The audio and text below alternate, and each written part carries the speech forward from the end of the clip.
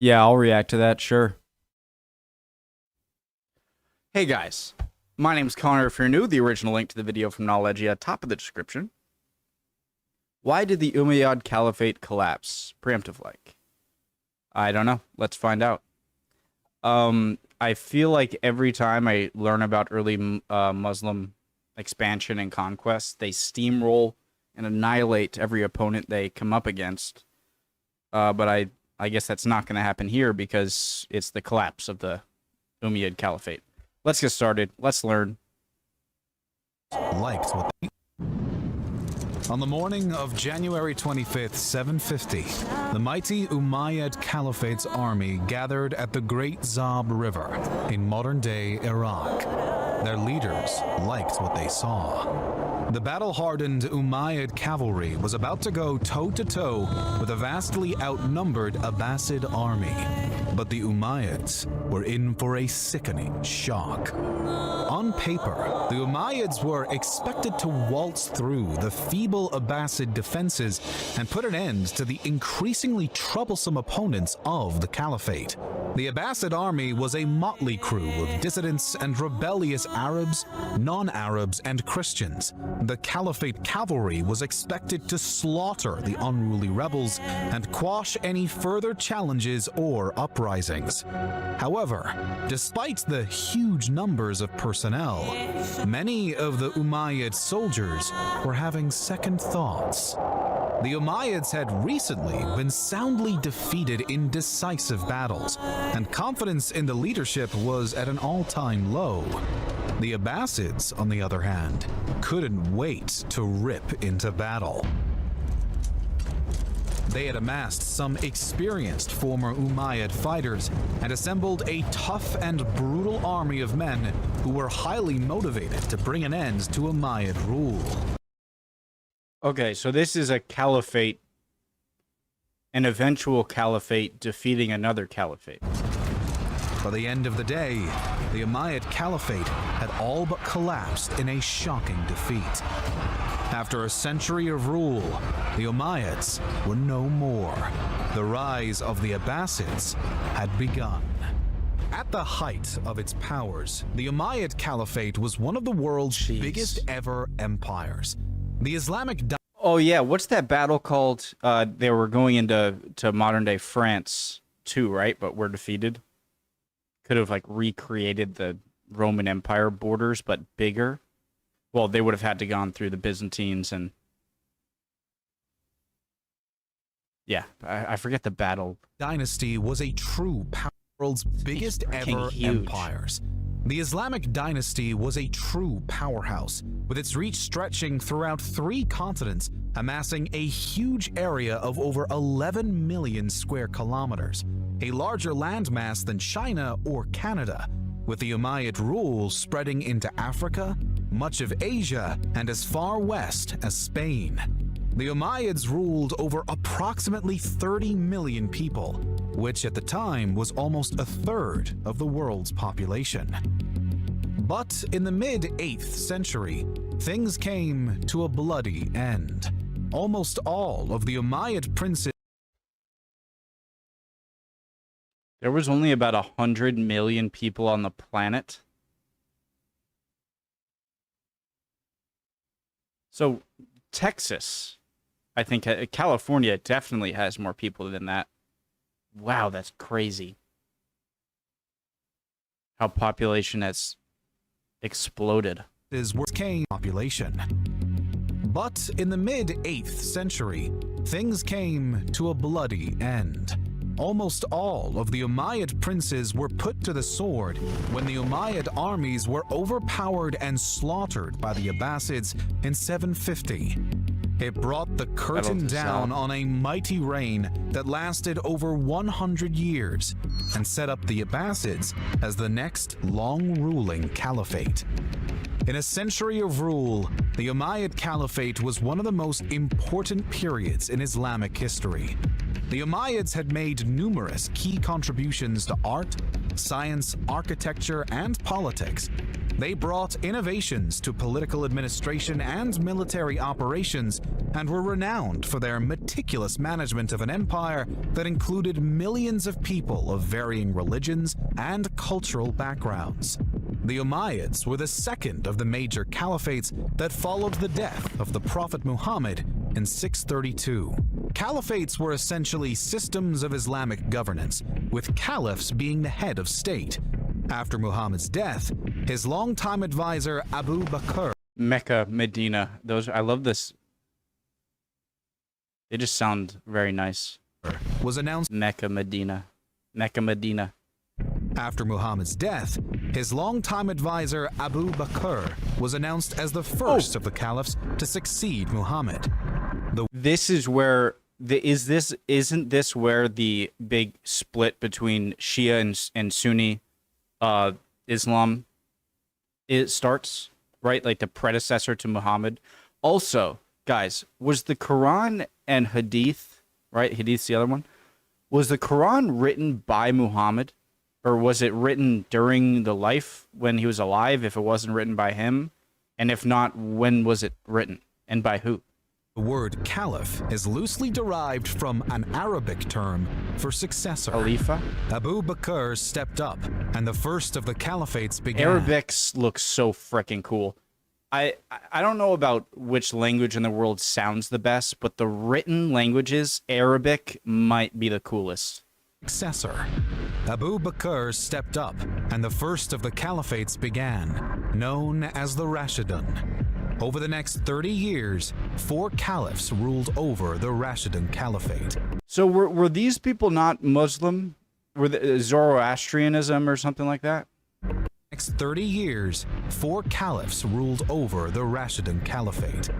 Right from the outset, the Rashidun period was embroiled in bitter political infighting, ongoing power struggles, and frequent outbursts of bloodshed. When the third Rashidun... I need to shut up. Jesus Christ.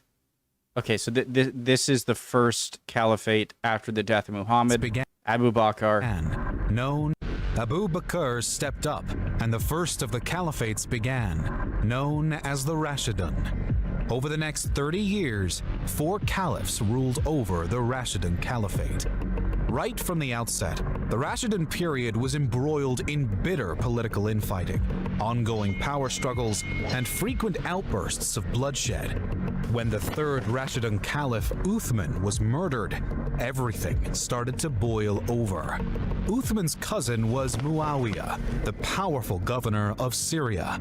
Muawiyah was enraged that his cousin's successor, Ali, had done nothing to avenge the murder.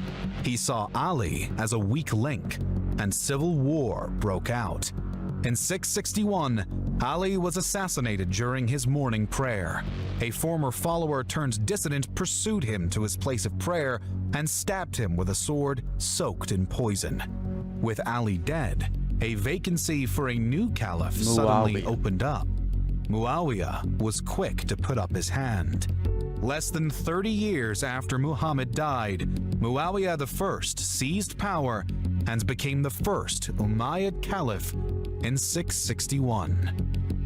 The Umayyads had inherited huge expanses of land with a multicultural and diverse population that included Jews, non-Arab Muslims, and millions of Christians.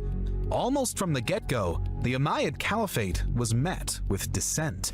Muawiyah was the first caliph not to come from a direct lineage to Muhammad. He had also come to Islam late, having been opposed to some of Muhammad's beliefs when he worked for the Prophet as a scribe. Muawiyah was acting as the governor of Syria when he saw his chance to wrest control from the previous caliphs, who had close family ties to Muhammad and appointed their successors prior to dying. The Umayyad system was completely different though. It was a dynasty. This was a major sore point for many Muslims who saw he worked for the Prophet as a scribe. Muawiyah was acting as the governor of Syria when he saw his chance to wrest control from the previous caliphs, who had close family ties to Muhammad and appointed their successors prior to dying. The Umayyad system was completely different though. It was a dynasty. This was a major sore point for many Muslims, who saw the Umayyads' hereditary form of governance as going against tradition and the natural order of things. Many argued that caliphs should only have been direct descendants of Muhammad or from his lineage. Others were angered at the perceived lack of appropriate piety and improper Islamic practices. The Umayyads set up a centralized system of government that went against the traditional nomad lifestyle of many Arabs in the empire. This centralized systems center was based in Damascus, Syria, and this further led to grievances that preference was being given to Syrian Arabs over other Muslims. Despite the protests, Muawiyah was quick to make his mark. He immediately set about drawing on the immense strength of his Syrian military to launch the expansion of the Umayyad Empire. Westward. Muawiyah had set his sights on Africa. extending the empire into North Africa, Central Asia, and through Europe. To make things clear to all concerned, any uprisings or even potential uprisings were swiftly and brutally dealt with. The message was clear: do not fool around with the new caliphate. Muawiyah realized the importance of having a uniform and connected system of political administration. He set up a police network throughout the empire to ensure law and order were upheld. Governors were appointed to various regions and reported to the center of the caliphate in Damascus. Thus, the work of Muawiyah laid the foundations for the next caliphs to continue to expand the Umayyad territories. Under the rule of Al-Walid I, from 705 to his death in 715, the Umayyad Caliphate was at its mightiest. The Umayyad armies were proving to be an unstoppable force and stormed across huge areas of land, annihilating anyone who stood in their way. At the peak of its greatness, the Umayyad Caliphate ruled over modern-day Iraq, Iran, Egypt, North Africa, Spain, and Central Asia. Its borders ran from the Atlantic in the far west. So guys, it's a lot of this have to do with just the amazing speed of the Caliphate armies, the Islamic Caliphate armies that allowed them to take up all of this formerly Roman Empire dominated land. Like, was it more if anyone knows, the skill and efficiency of the armies, or just the fact that since the collapse of the Roman Empire, these areas were just ripe for the picking? We're just like ready to be invaded. There may be a combination of both. West, all the way down to the Indus River. This is crazy. It's the Sea of Azov. No, that's the Sea of Aral Sea. This is almost gone, isn't it? The Himalayas to the Strait of Gibraltar, the Strait of Hormuz to Crimea. Or they don't have Crimea yet, but... Or do they ever? They're touching the Black... Oh, they're not touching the Black Sea. What's the deal with Armenia at the time? Near Pakistan. Armenia is such an old concept. I feel like no matter how far back I go in learning about history in the Middle East and Mediterranean, it always seems like there's a place called Armenia. And India. However, time and time again, history has shown that when an empire is seemingly invincible, it's actually at its most vulnerable. Also, guys, what is it with this area, with this like line right here being so hard to pass into India? Because it seems like Genghis Khan and the Mongols had a similar boundary. So the Mongols did, the Caliphate did here. It seems like Alexander the Great stopped around here. Like, what is it with the Indus Valley, right? That's what it is. That makes it so difficult to cross into here. It's not like the Himalayas are stretching all the way down to the Indian Ocean, right? Those living under Umayyad rule were unhappy with what they saw as an unfair distribution of wealth and limited opportunities for non-Arabs. Arab Muslims, particularly those in Syria, were seen to be favored by the Caliphate. Even though the Umayyads were remarkably tolerant of other religions and permitted religious freedom, the general feeling was that a bias existed towards Syrian Muslims. The time was right for an uprising, and it came in the form of the Abbasids. The Abbasids were initially family members related to Muhammad via his uncle Al-Abbas. They took their uncle's name to call themselves the Abbasids and immediately went about rounding up support for their mission to overthrow the Umayyad Caliphate. Like many, the Abbasids were unhappy with being ruled by the Umayyads. They'd simply had enough of the Umayyad system of hereditary rule, the favoritism shown towards Syrian Arabs, and the lack of rights and treatment shown towards non-Arab Muslims and other religions. Non-Arabs and non-Muslims were required to pay special taxes to the government, which was starting to grate. The vast majority of people living under Umayyad rule were non-Muslims. Even the non-Arab Muslims only accounted for around 10% of the population. The Abbasids declared that they wanted a new caliph who was directly related to Muhammad, and that when the time came, they would nominate the most suitable candidate. The Abbasids quickly gained support from the disenchanted masses and began building an army. The Umayyads were watching on anxiously, but were reasonably confident that if push came to shove, their sheer weight of military numbers would see off any threats or uprisings. But then, things took a turn for the worse for the Umayyads when they were soundly defeated by the Byzantine army at the siege of Constantinople in 717. It was the second attempt by Arab forces to take control of the famous city, which was a highly sought-after strategic stronghold as it linked Asia with Europe.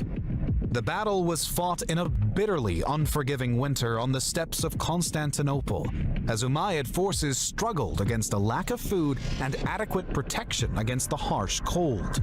The Byzantines were led by the clever and tenacious Leo III. They employed a devastating weapon known as Greek fire, which was a simple form of a petroleum-type bomb. This, aided by well-organized defensive tactics and a severe winter, saw the Umayyads retreat in a humiliating defeat. Meanwhile, the Abbasids were building up their armed forces and laying plans for when to launch a full-scale uprising. By now, there was a long list of... So the Abbasids are the precursors to the Shia Islam, and because it makes sense that they're saying, you know, they're not happy about the more Syria-oriented Arab preferential system. And I know Persians, Iranians are not Arabs, and this would make a lot of sense that the two parts of Islam, Shia and Sunni, would be divided along these ethnic lines, I guess, you know, from, you know, Persian or to Arab. People itching to have a crack at the Umayyad forces. If I'm wrong there, please tell me. Long list of people itching to have a crack at the Umayyad forces. You guys will.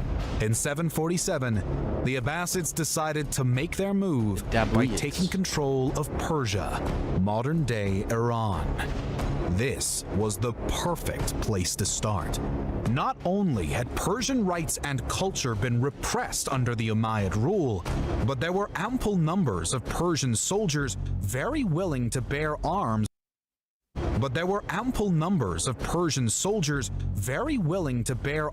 with the Abbasids. The Abbasids fought their way down through Persia, driving back the Umayyad forces time and time again. This is interesting because isn't the origin of the Turks also through this kind of corridor from the Central Asian steppes to the Middle East? Interesting. And then you have the Mongols who also come down and fight here. Really interesting. It seems like the Himalayas kind of funnel. You know, you obviously can't go directly over, so you either go over and farther east and towards China, or south, and either southeast to India or southwest to Persia and Middle East. By driving back the Umayyad forces time and time again. By the autumn of 749, the Abbasids had marched boldly into Mesopotamia, modern-day Iraq. The Umayyad army was not only exhausted, but fast losing interest. Many of the soldiers were Christians or non-Arab Muslims, and they were starting to identify with the Abbasid cause. Finally, in January 750, the Abbasids overpowered the Umayyads at the Great Zab River. The Abbasids were simply more committed and better prepared. They weathered the Umayyad attack and then cut them to pieces in waves of counteroffensives. Umayyad generals and leaders fled but were hunted down and executed. The Abbasids appointed their first caliph, Abu al-Abbas al-Safa, and a 500-year period of rule began. And for the Umayyads, one of the greatest empires in history had come to an end. Oh my God, actually. I am very curious now what the major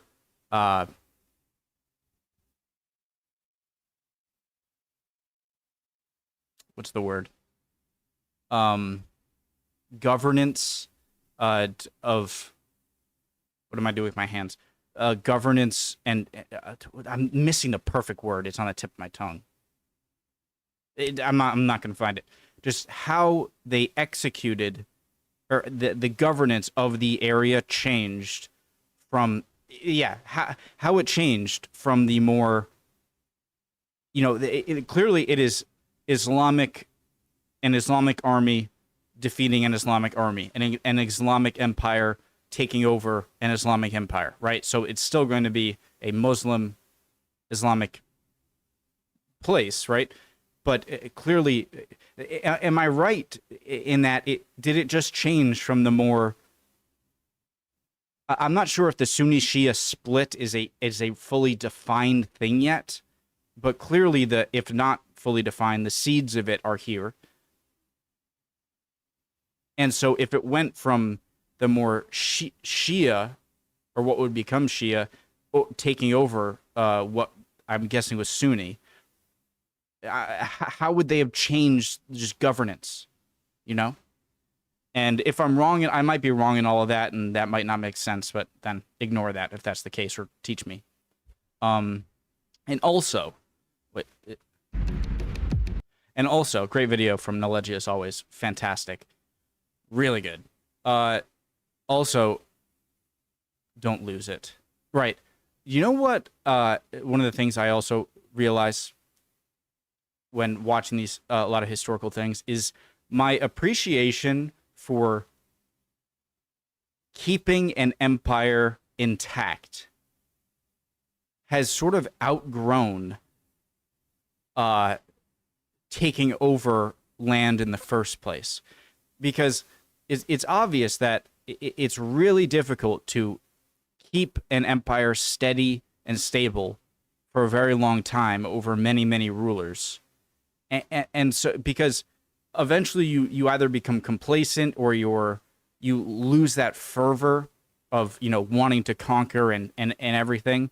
And eventually you become complacent, and people around you get that fervor and that motivation and can take you over. And so keeping borders and power is almost, if not more impressive than taking it in the first place. Like keeping the power over multiple generations of citizens in that